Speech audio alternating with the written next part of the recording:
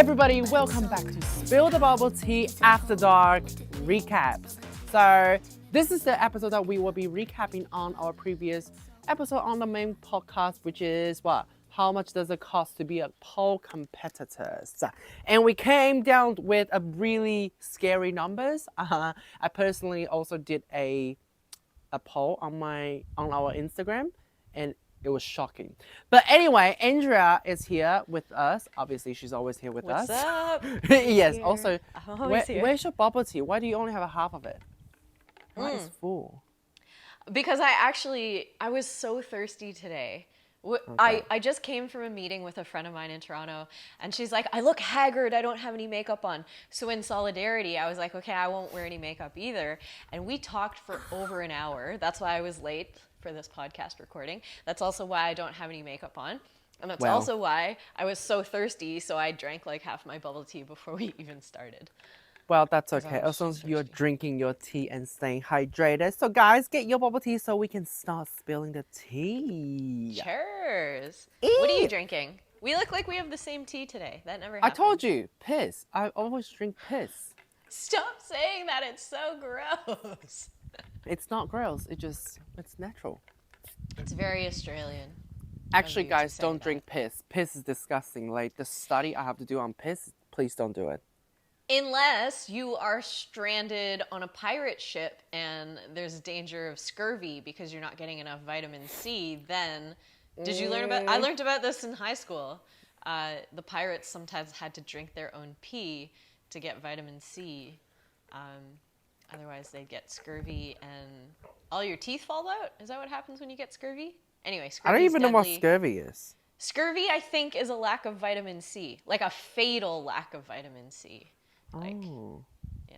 Anyway, don't you know about pirates? Psh. Speaking of pirates, Steve and I just finished watching Shogun on Disney, and because we just came back from Japan and we went on a tour of Osaka Castle, and Shogun is all about a battle that happened in and around Osaka Castle. It was very, very cool. I really liked it. If you're a fan of strong female characters, oh my god, bunch of bad asses. But anyway, it starts off with like a pirate ship, and they're all starving to death. And have you watched House of Ninjas? House of Ninja? I thought you were gonna say Fall of the House of Usher. What's House of Ninjas? House of Ninja, I told you ages ago, House of Ninja, it's like a ninja family. They're like a shadow government. But anyway, and I also been watching House of Usher. It's scary as fuck, but it was good. But that's very, very off topic. But it's also our fucking channel, so we do whatever we want. Okay? I do what I want. Wait, who's that from? Yes. Respect my authority. I do what I want. You probably don't know that. I don't. That's so Eric terrible. Cartman from South That Park. sounds like your interpretation of Bogan Aussie. Mom, bring my Cheetos. Respect my authority. No, thank you. As you can see, guys, I'm on a farm. Oh, cows there, kangaroos there. Wee. I'm on a boat. She's No, on I'm a not boat. on a boat. Okay. You know what's really funny? Yeah? I can't control your volume. I can't turn down my iPod volume in my ears. Really? So I'm really loud. So loud. Actually, just give me a second. Let me see. Do you like this? Oh wait, can you talk? I think I found it. Hi. Hi. Yeah. Okay. Yeah. Sorry. Jesus. It just had to. Okay. Ready. I'll cut that out. Okay. I haven't. Yeah. What did you say? My tea almost fell. I haven't been editing these podcasts very much lately. Like I've just been leaving in all of the ridiculous chatter that we put in between. Maybe But I'll that's what actually people edit want. that. You know what? Actually, my friend Kiva, shout out Kiva, because Kiva actually always listens to all of our podcasts. Oh, and we YouTube love videos. Kiva. We love Kiva. She actually said to me, because she does these long drives in Melbourne. Yes. And she said, not even an hour long. Why aren't your podcasts longer than an hour? Like, I want to listen more.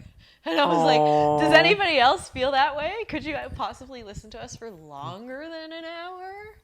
I feel like if these you're after like dark- commuting, yes. But like most people have really short attention span. We should do that in the future because it's impacting us in many ways as a content creator because no one wants to see like poll videos anymore unless it's funny or unless there's something to it. Otherwise, people don't want to watch you trying anymore. Oh, you know what? Just this morning, I messaged Charlie and I was like, I have a pet peeve to complain about. And he's like, oh, yeah, go on. And because voiceovers are so popular right now, I find myself, I'll start watching a video because I'm genuinely interested in what these people have to say.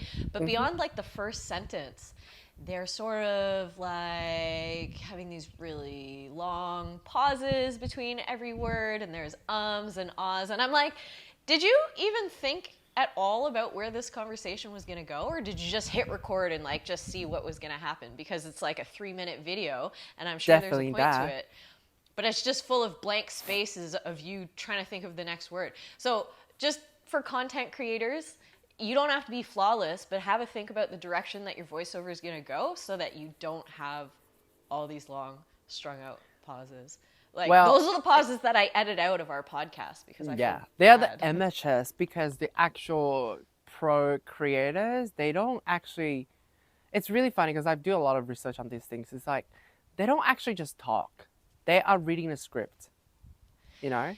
Ooh, this is a funny thing for me as an actor reading a script. I'm really sensitive about this because I don't know if it's like a learning disability or like a learning issue that I have, but I consistently cannot understand people when they're reading off a script, and that's part of how I know somebody is a good actor is if they can lift a script off a page and I can comprehend what they're saying. That's how I know they're a really good reader, a really good actor, because when somebody is just like rote dictation, I have really struggled with comprehension. And I remember I had a university professor who literally just would read the textbook Oh god, I for hate like that. a 90-minute lecture, and I couldn't understand.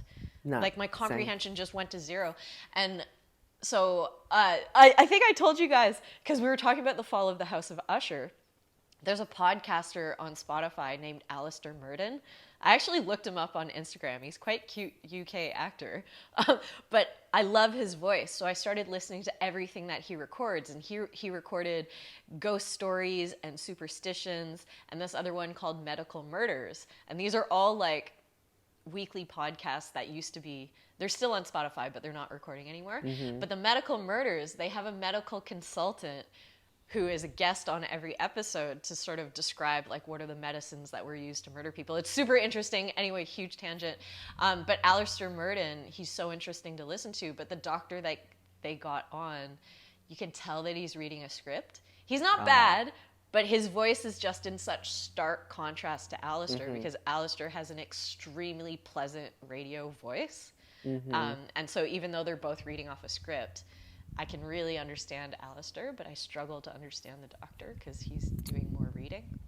Yeah, anyway, well there you that's go. just- This That's my own brain hang up. it's a lot to learn to be a content creator these days. So we definitely need to do a fucking just beep that. Just this is gonna be on YouTube. We can't actually swear. So yeah, so Are you we will serious? talk about We have that in the swears future. we have swears in every single one of our Well, that's podcast probably why we will episodes. never get a monetization. Monetizing. Oh. It's okay. Okay, anyway, let's go back to what we're supposed to be talking about today. It's been 9 minutes. So, a lot of people have been spending lots of money than what we expected for a competition. Actually, I actually never thought about like how much I would spend in a competition when I first started competing. Because you know when you're so excited just to want to get involved, you just don't care about anything. But yeah, like I think that's just you. no, a lot of people are like that because we are seeing people on average, most people spend 2,000 above for one competition. I remember back then was like 1,000, it will be set, ready to go. But now it's like 2,000, even to $5,000. It's crazy. Who are these people who have $5,000? Like, what I really want to know is where is everyone getting their money from? Is it inheritance? Is it No, you most know, people crypto? have a Are you making all muggle your money job. from crypto? No, muggle But job. even still, do muggle jobs really produce that much? I don't know. Maybe it's because we've been talking about money a lot, but I feel like my Facebook feed and my Instagram feed is so full of like financial advice now. Oh, yes. Maybe Yeah. Yeah, like how to start saving, like even how to start saving for retirement. I'm like, oh my god, are we supposed to start saving for that already? And every financial advisor is like, yes, it doesn't matter how old you are, you should already start thinking about the long-term future. And it's so alarming. I scrolled past this very alarming TikTok video today.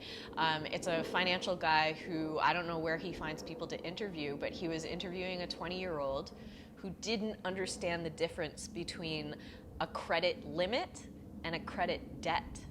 And her parents had given her a credit card with an $8,000 credit limit, and she spent $4,000 and thought that she was building credit by doing that. And her mother was like, do you mean you have a $4,000 credit debt?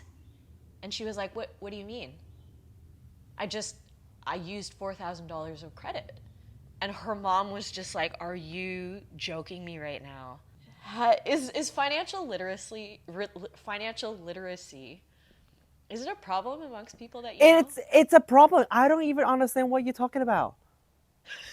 Stop. Like, What? I don't know what credit is. I don't know what debt is, because I don't know. Like, we were never taught about this. It's same as health literacy. People are not taught about this. That's why people are stupid with their body. But even amongst like the financially illiterate, and correct me if I'm wrong, because obviously I know that we have a very diverse listenership.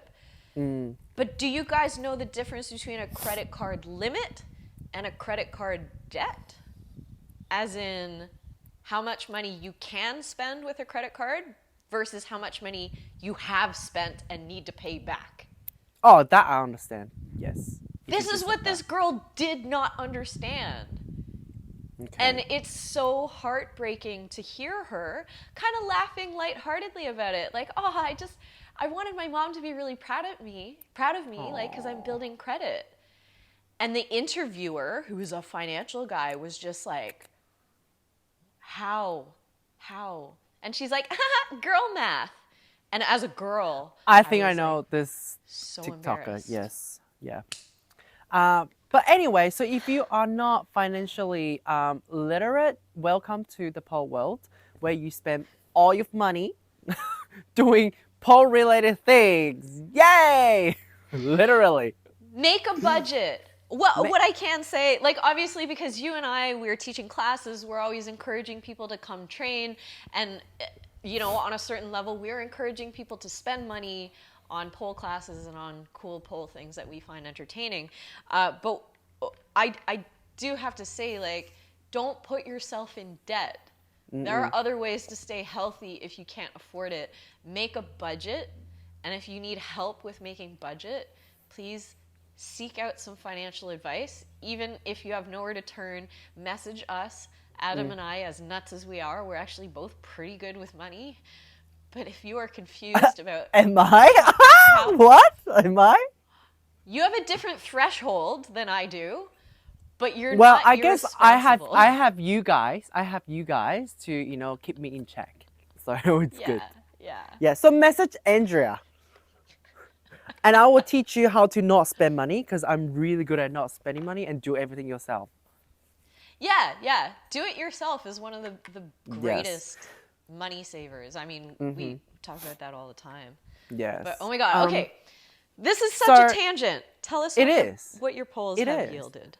So we have heard the most that was commented in the post was Andrea Rive, iconic pole dancer from Australia. She spent $8,000 on IPC. If you don't know IPC, you're probably newbies. IPC was one of the most like iconic world championship in the world for pole dancing.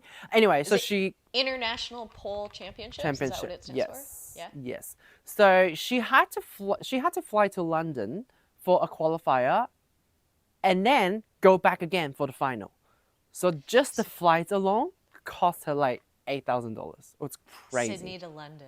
Sydney to London round trip 2 times. That's commitment. That is commitment. But And this is in stark contrast to Carly Hunter, who's like, y'all need to calm down. I'm swinging by Bunnings to pick up my props on the way to the theater. Like, what's that doing? Just that's calm Carly down. Hunter. That's Carly The Hunter. those are the two ends of the spectrum, though, hey? Yeah. And they're both huge championship, Yes. fabulous pole No, dancers. actually, because Carly has competed in IPC as well multiple times, so she will have to spend more than $500 for the flights and stuff. But so you go, Carly. She's evolved over the years. Yeah, she has. She's evolved like budgeting because she has kids. Oh, that's a whole other cup of tea. face. And she's got I know. twins, right? Yeah, she got It's not even twins. like double know. trouble. So yes, Jesus. I just can't believe like how much on average people are spending for pole competitions now, and a lot of people like the OG competitors, they are saying like back then we all get cash prizes, but nowadays you don't get cash prizes. So it was like what do you compete for anymore? Like for your ego, or achievements, or exposures or personal growth? Obviously that for sure. Yeah, now these days, like we were discussing privately, like we see competition are actually now making money off competitors instead of the audience now, which is kind of crazy. We would I definitely know go in a depth lot of with that. people. I know a lot of people, they get into competitions. Like, there's some people who are just doing it for personal growth, but I know a lot of people who want to win. They want to be the best. They want to have a title. And they feel as though the title will make them more marketable when they go out into the world and they want to teach and they want to travel and do workshops and stuff like that. But I actually think that, and correct me if I'm wrong, but there's so many different competitions out there. I personally can't keep track, and I don't think people care that much. People, No. as in, like, if you're No. attending workshops or if you're hiring somebody, do you actually care what titles they hold? In my No. experience, no. It has So changed. is it worth it? Yeah. Is it worth it to be a competitor? I feel like back in the time, yes, but nowadays, no, because a lot of people are good at pole dancing and they are also really good at branding themselves on social media. So that's how they get away from, not having to compete, but also able to make money. So I think that's something I would like to continue to help people with. It's like, how do you make money with pole? Because there are Something that multiple I- ways now. Yeah. Something that I really see on the rise is pole gigs. People are doing a lot more club gigs and go-go dancing and stuff like that. And I think events are starting to reach out to more pole dancers for, even things like corporate entertainment and club entertainment Yep. and stuff like that. And people are putting on more like showcase entertainment and stuff like that. And for me, this is what I have always wanted. I don't care about competitions. I just want to go into a place where there's tons of people who want to see me dance. If they want to see me do something weird and theatrical, even better. But You need to do in Japan, because Japan, the pole dancing scene is built on that. I want to do anything in Japan. They perform pole every week in multiple clubs, and there are literally clubs for pole dancers to perform. So Where? that's why Tokyo? Tokyo, yeah, Shinjuku, like all this area, because all the Haruna-san, you, all of them, they are all like performing weekly for pole, and that's how they make a living of a pole dancer. So I'm just like, that has been happening for decades in Japan, and we still don't have that in Australia, which is like, Should we go? Can we go? we should, I wanna we can, go. because I can just came literally back, contact but I them and wanna was go. like, hi, like we're going, and then can we perform? They will let us perform, Yes, please. Oh Yeah, my it's god, fun. I really want to. They I really want love- to. Cause love that. okay, so I have two things. One is like gigs, yes, paid performances, 100% yes. That's always what I've wanted to be doing. But the other thing, like I said, if people want to see me do weird theatrical things, that's my other really big passion. And so in terms of competitions, and I've always done this, but I've started to do it even more lately. I always perform my pieces multiple times. And I feel like there's certain people who think like, oh no, you can't do something old. Like, come on. But it's like, bitch, have you just not existed in any other art scene ever? everybody does the same shows over and over again because that's how you refine them and that's how you perfect them. So anyone who thinks they're going to train 2 or 3 months, do a show once and never touch that costume again, you are not maximizing your potential. So That's me. Yeah, but that's because you're bored No, easily. exactly. It's the ADHD. I'm like, I'm bored of that. Literally, I go home, take off my costume, and throw it in a corner, and it will sit there for like 3 months. I've never touched it. You don't even wash them. How filthy. No, we don't do that. Ew! Hand wash your costumes. Hand wash. Yeah. Hang dry. Lay flat to dry. Yeah, there's definitely some people who are like, oh no, I could never. I'm so sick of my music. But for me, I discover more every single time. And back in the day, I used to always do Encore Sydney Pole Show, and then whatever comp was right after, I'd do the same show again. So, you've mentioned my I'm on the Boat performance. I've also done Phantom of the Opera. I've done Westworld. All of those for me started out as Encore showcase performances, and then I continued growing them to put them in competition. And now, like, I'm about to do my Lion King show again next weekend in Perth. I've done my Mulan show a couple of times. I would love to do my Neverending Story show again. But it's like, the point is, if you're going to spend all of this money building a show, getting your music, your video edited, your costumes made, do it multiple times. Yeah. And if you don't love it enough to do it multiple times, don't ask people to watch it and love it if you don't even love it. That is so true. I feel like that's also related to what we said, like the attention span. It's like people just want new stuff all the time. And I think in comparison for Paul, like we are very like, we can market ourselves. But for like Circus du Soleil or like, big shows like, musical stuff, they will not show you their show on social media just so you have to go back and watch it. And I think that's the difference, Because we have dabbled a little bit in talking about mental health, but we haven't ever really gone truly in depth. But they've done studies about people who struggle with anxiety and stuff like that. They tend to prefer to watch the same TV shows and movies over and over and over again because there's a sense of soothing in knowing what's going to happen. I do that. And yeah. Same thing with porn. Repetition. Did you just say porn? You like to watch the same porn over and over again? You don't want to be surprised in the end. I just want to know what's happened already. Put Adam out to pasture. Bye. He's not coming back. He can't recover from it. Oh my god. Okay. Somebody's on the head. Help me. This is so stupid. Anyway, okay, yeah, sorry. The point is repeating something that you love can have a really great soothing effect. And we touched on this in a previous episode where we talked about therapy. No, comfort polling. We talked about comfort polling. Yeah. Internal massage.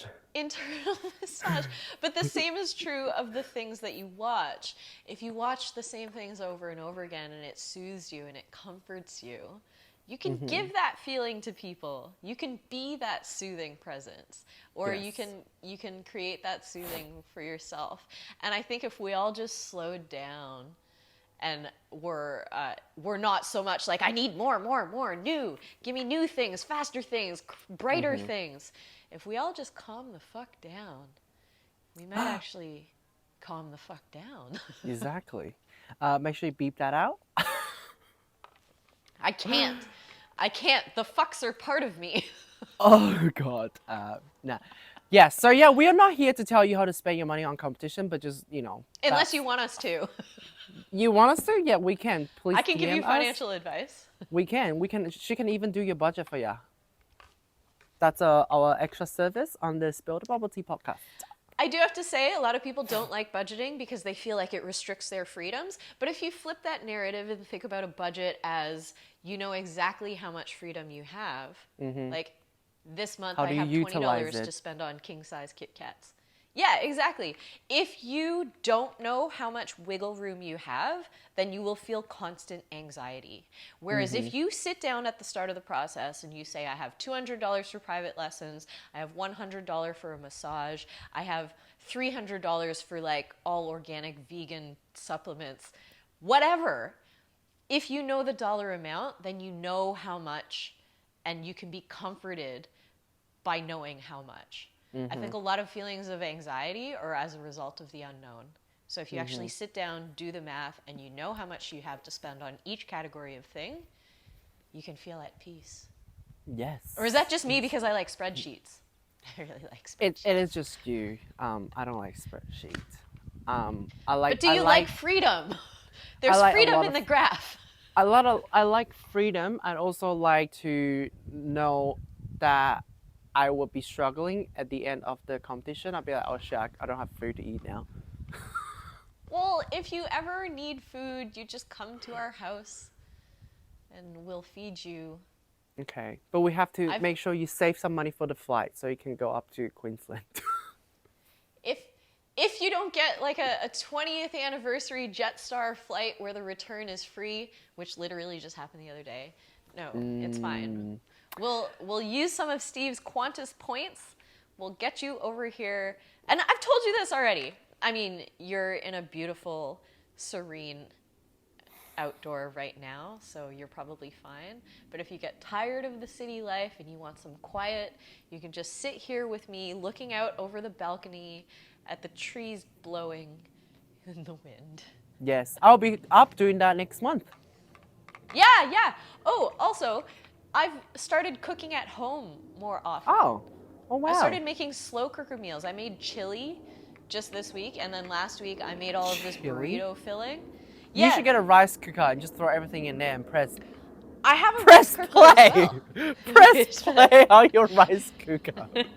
Actually, I found a really cool recipe for like a Japanese. It's like soy sauce chicken and rice, but a Japanese version. And then you make it in a rice cooker, and then right at the very end you crack an egg on top. And yeah, I'm definitely gonna try that as well. But Steve and I have started cooking at home more because the big batches of chili and of the burrito filling, we are eating some of it right away, and then we're freezing some of it because it'll last like 3 months. Just because we budgeting. want to. Yeah, we're cutting down on how much we eat out. It's a budgeting thing, but it's also a health thing. It is. Less salty food. Less salty fast food. Less sodium, yes. So, yes, choose a competition that you want to enter, give it a go, budget yourself, and see how you go. Especially like nowadays, we don't get prizes anymore, Yeah. which is quite sad. So maybe we should do an episode on like what competition should we enter. I feel like that's really bad because then you just be like calling out a competition, but then also like I guess that's what people want to listen. So People if you are thrive on. exactly, if you are interested in what competition we will suggest you to compete, then please comment down below, okay? Because you know what, last thing I want to say before this end, I had a competition coming up, but I kind of did a rough budget. It's gonna cost me $6,000 to $8,000.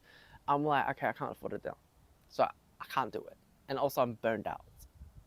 So you pulled out. So I pulled out, unfortunately. I just, mentally, physically, I'm not there. And then also, I have too much going on with my life. So that is now. I can only say that for now. But yeah, so really go and, like sometimes the excitement will take over first and you say yes to everything. And then when you finally sit down quietly at home, you're like, oh shit, it's not going to work. I think that's a really important lesson because budgeting has to do not just with finances, but your own personal currency. Like, do you have the time and energy? Do you have the brain space for this? So I highly encourage everybody, do your budgeting. Sit down, figure out how much it costs, figure out how much time and money it will cost, and then see if you can afford it. If you can't afford it, it's okay to say no to things. Exactly. Also, like, That's my lesson for today. It is. Also, like, especially when you are so new to the scene, you'll be so excited to just want to be involved. Like, look at Andrea. This girl, she did 9 competitions in 1 year. How many months are there in 1 year? 10. No, 12. 12. There's. She has no But- break. You know, it's funny though that you're addressing this to new people. That was in 2019. I started pole dancing in 2012, so I was 7 years into my pole journey when I decided to do that. And the timing of COVID lockdown was a blessing in disguise for me. I will say that because 2019 was one of my craziest years ever in as I think many same. ways as you could imagine. Yeah, that year So- we were training a lot. We had to 2020 train so was much. like it was like a worldwide globally imposed rest because I would have burnt out hard if that didn't happen. I was worried. I'm like, are you sure you're gonna do that again? Like, some of them were like 2 weeks apart. I'm like, how? Yeah, well, how I did a couple of the same shows. So I did Wonder Woman twice Yeah, you that did. year. Yeah. And that was one of my proudest competitions because I Same, didn't just yeah. redo it. I tweaked it. And so I feel like from my VPC to my APC, the APC, yeah. APC version had really grown for me. It was really good. Thanks. Really proud of that one. Yeah. But I've actually been reflecting on this quite a bit. How different I am now to who I was in 2019. Because I've started going through all my old shows, and there are a lot of shows that I haven't shared since 2019, 2020 that I'm going to start posting, and I have started posting on YouTube. Because YouTube is way more active than Instagram right now. And so I've started reflecting on how different a person I was back then. And yeah, I've been doing a lot of self-reflection. Maybe that's another episode. Pre-COVID you. That definitely should be another episode. But yeah, thank you guys for joining us today. I hope you got something that you can learn from.